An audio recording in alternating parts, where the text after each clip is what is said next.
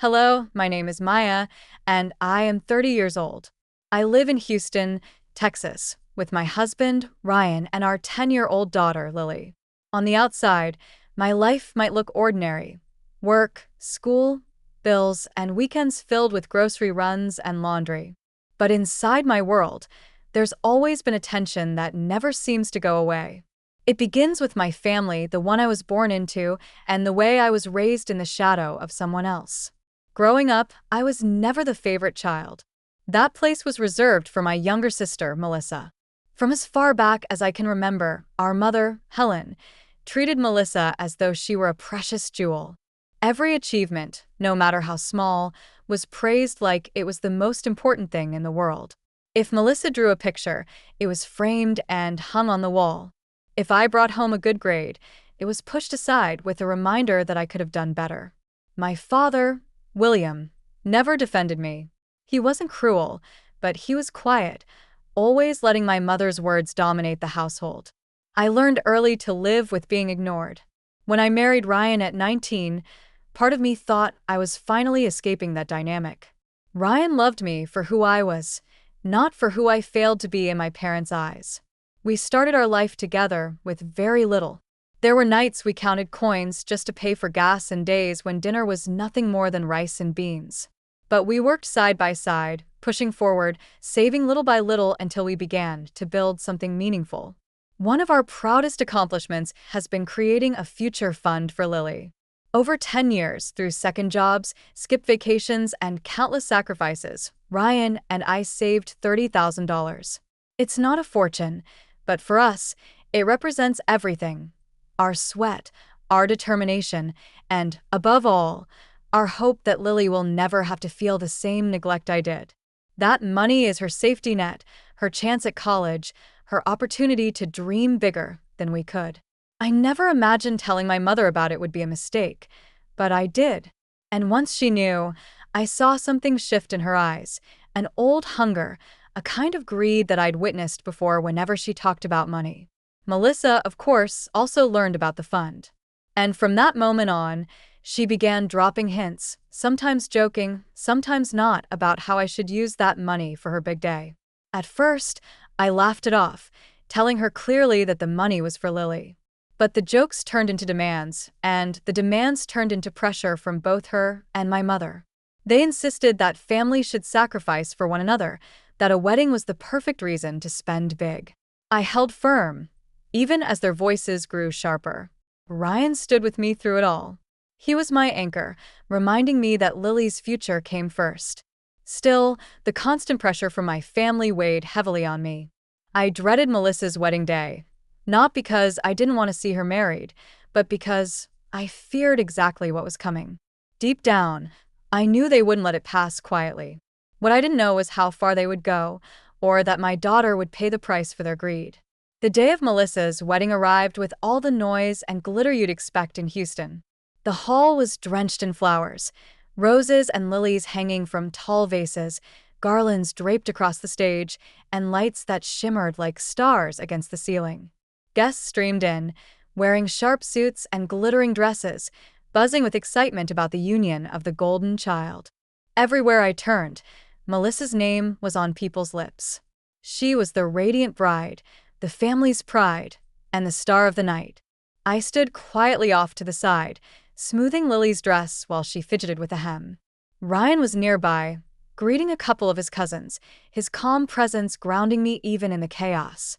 My in-laws, Barbara and Stephen, were also present, mingling among guests.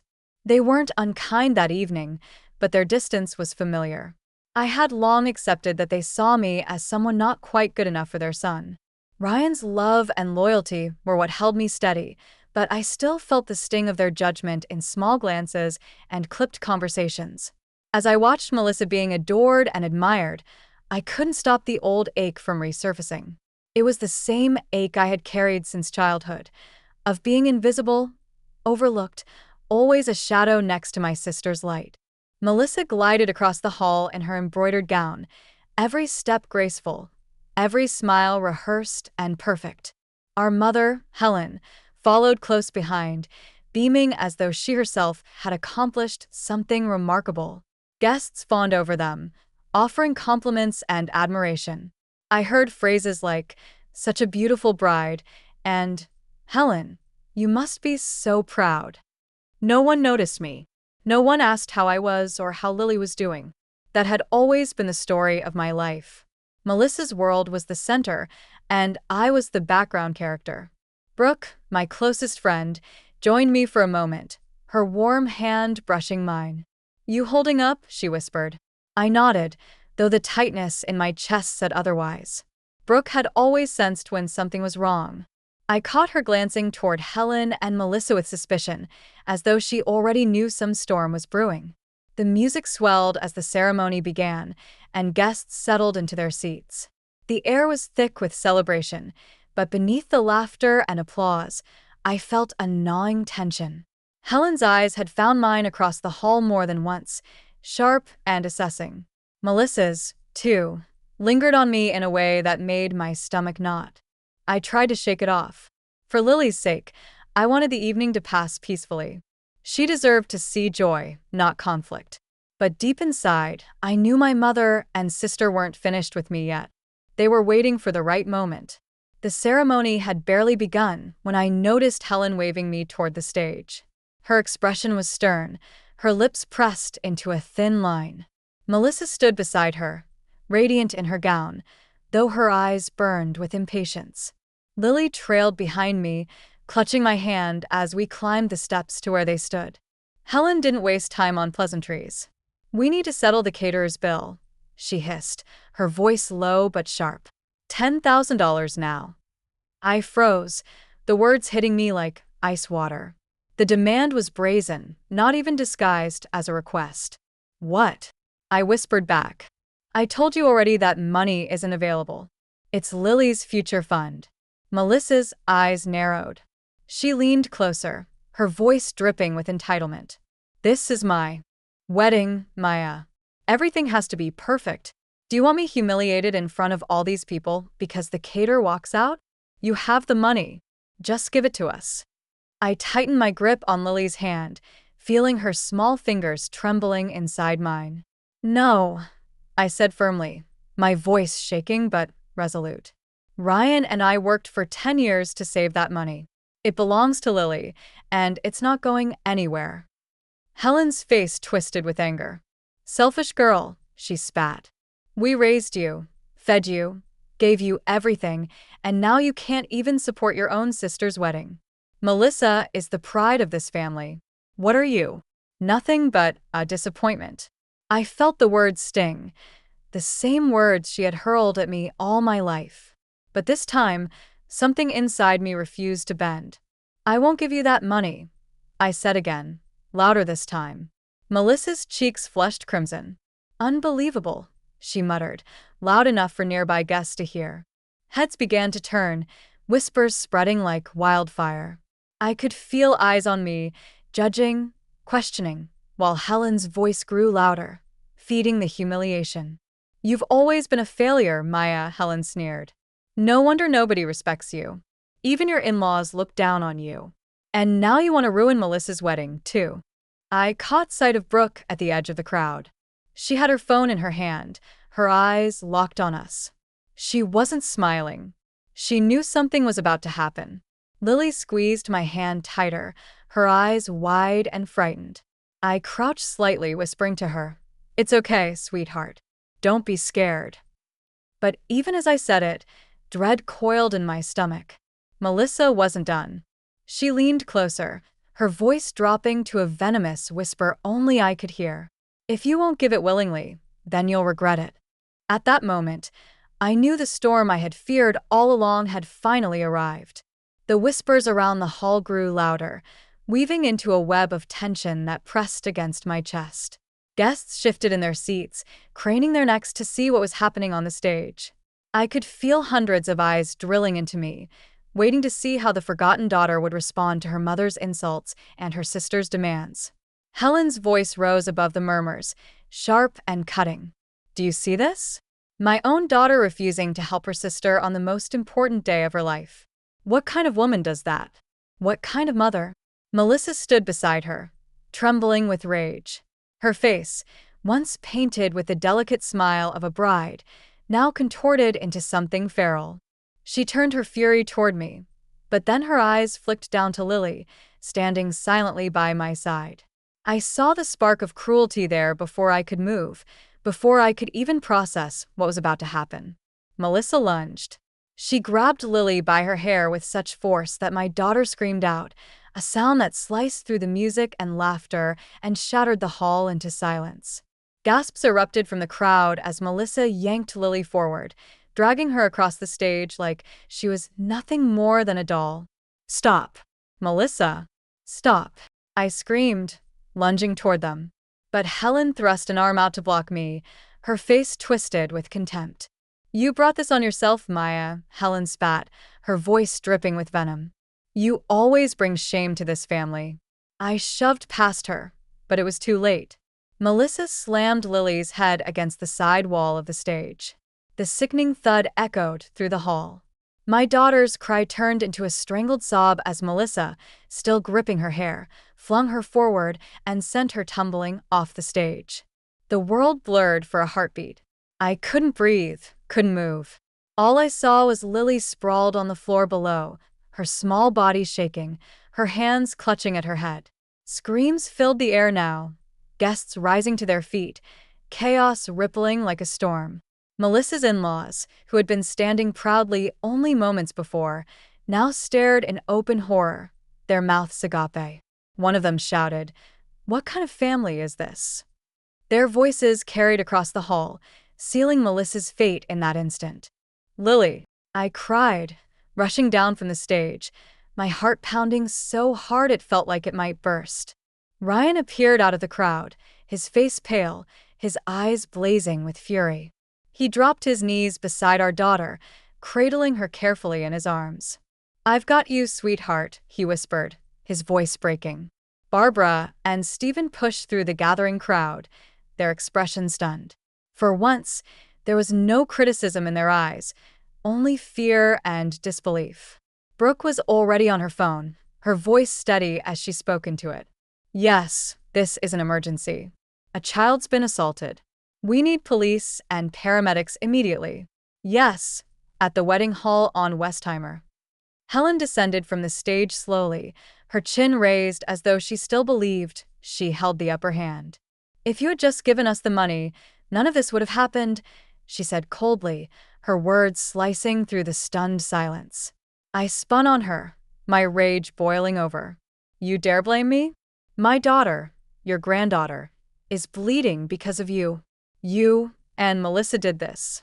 Not me. You." Guests erupted into shouts of agreement and outrage. A woman from the crowd yelled, "Someone stop them." Another man shouted, "This is abuse." Melissa, still on stage, looked around as though waking from a trance.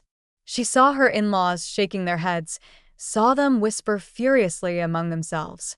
Her new marriage was crumbling before it had even begun.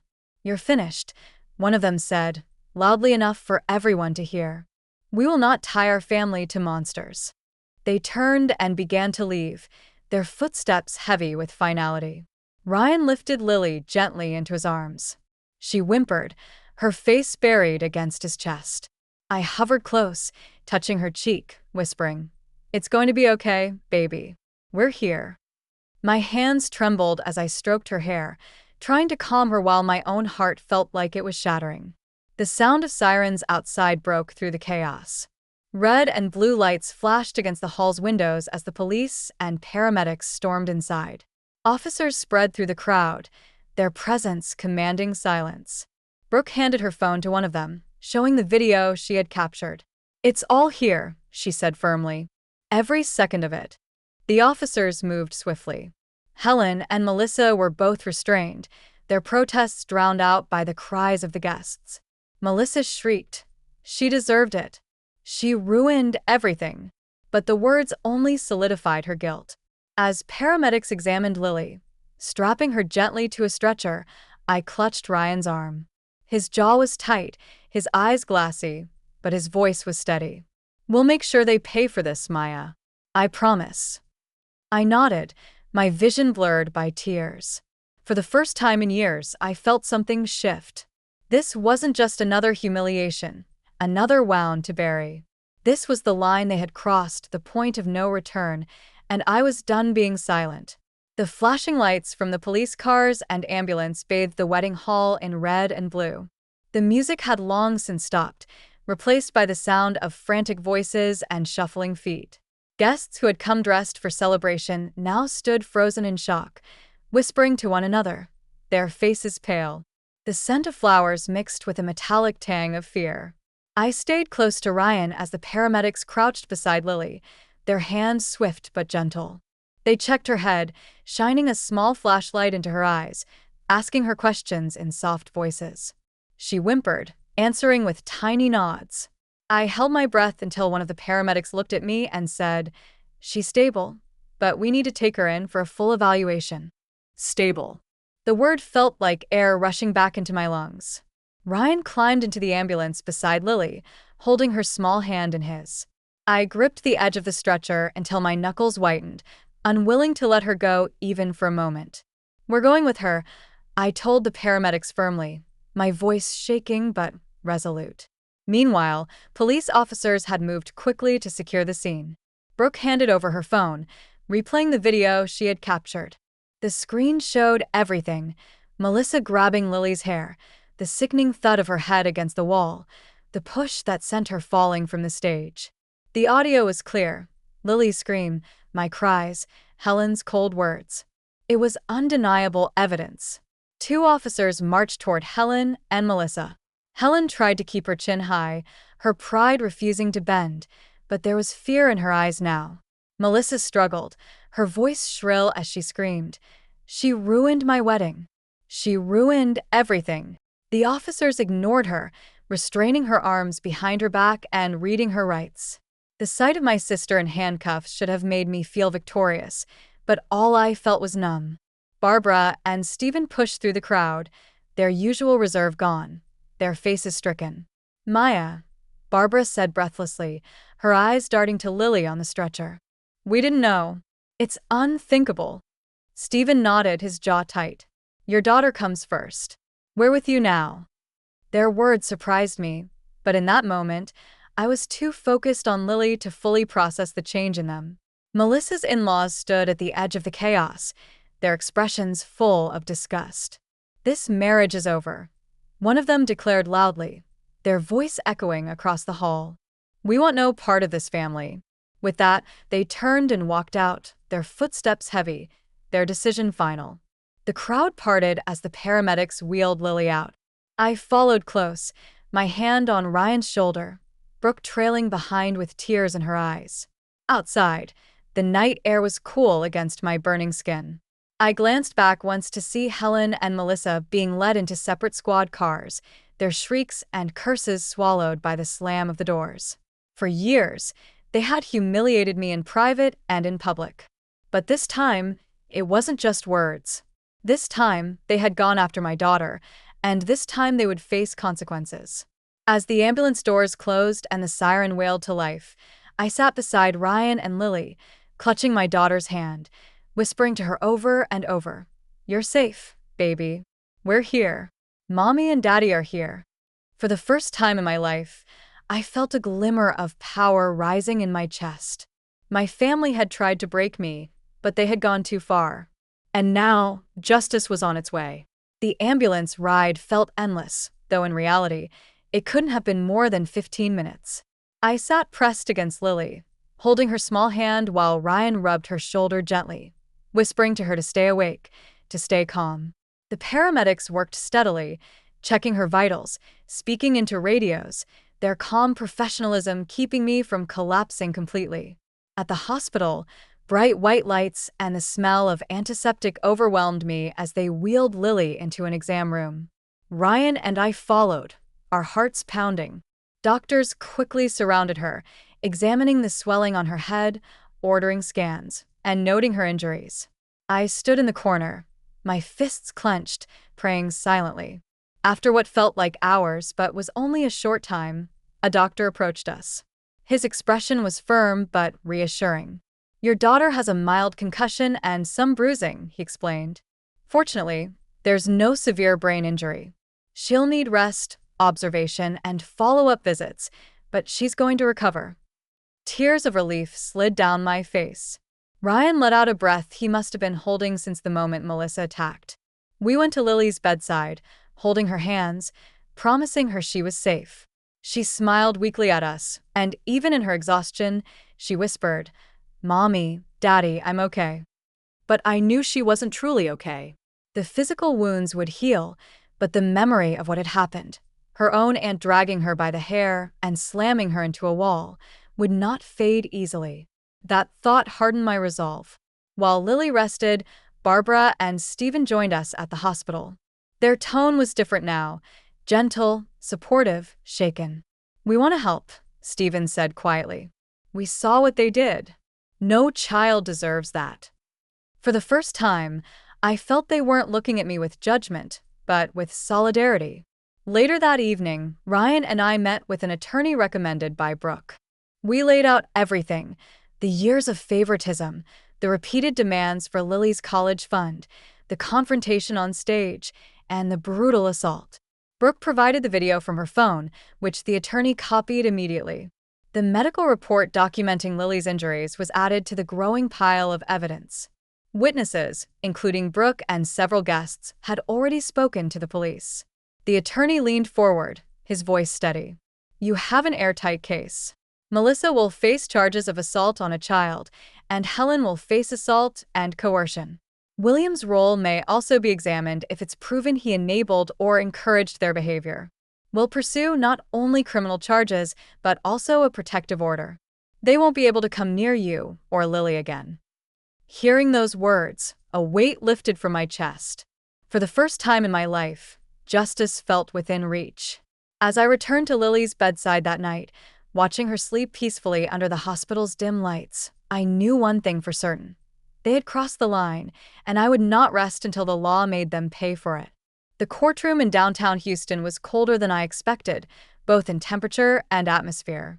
The walls were bare, the benches stiff, and the air heavy with tension. Ryan sat beside me, his hand gripping mine tightly, while Barbara and Stephen sat just behind us for support. Brooke was also there, her phone evidence secured in the prosecutor's hands, ready to be presented. When the bailiff called the case, I felt my stomach twist. Helen and Melissa were escorted in by officers, both wearing county uniforms instead of the glamorous dresses they had flaunted at the wedding. Melissa's face was pale, her jaw tight with defiance, while Helen carried herself with the same arrogance she always had, as though she still believed she could talk her way out of the truth. The prosecutor laid out the case clearly. He spoke of the $30,000 future fund, of the relentless pressure to hand over money, and of the confrontation on stage that ended in violence. He introduced the video Brooke had captured, pausing it at key moments: Melissa yanking Lily's hair, the sickening impact of her head against the wall, the horrified screams of the guests. The sound of Lily's cry echoed through the silent courtroom, and tears slid down my cheeks as I relived it. Then came the medical report. The doctor's statement described the concussion, the bruising, and the potential long-term effects of the trauma.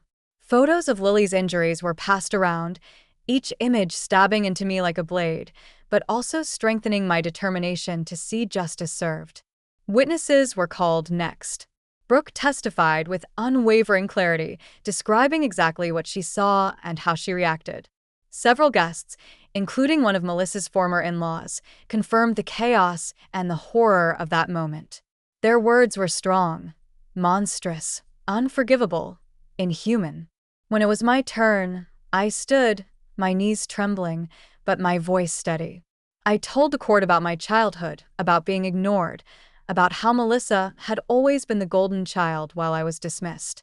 I explained how Ryan and I had built the future fund, how my mother and sister had demanded it, and how I had refused to sacrifice my daughter's future.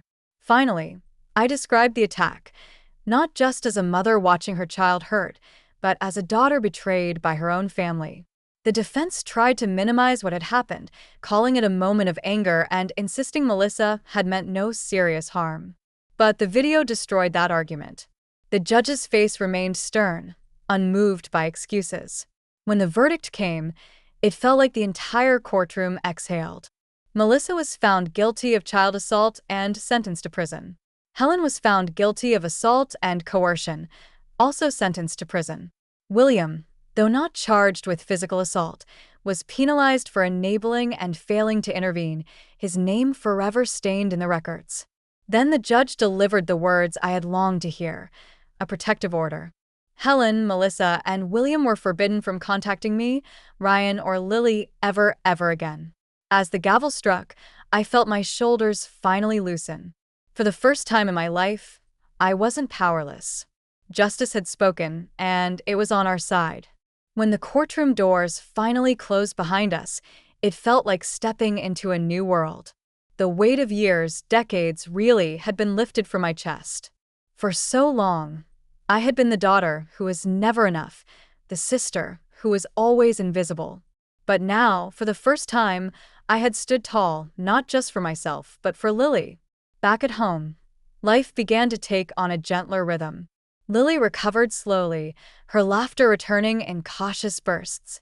The nightmares faded over time, though there were still nights when she woke crying, and Ryan or I would sit by her bed, stroking her hair until she fell back asleep.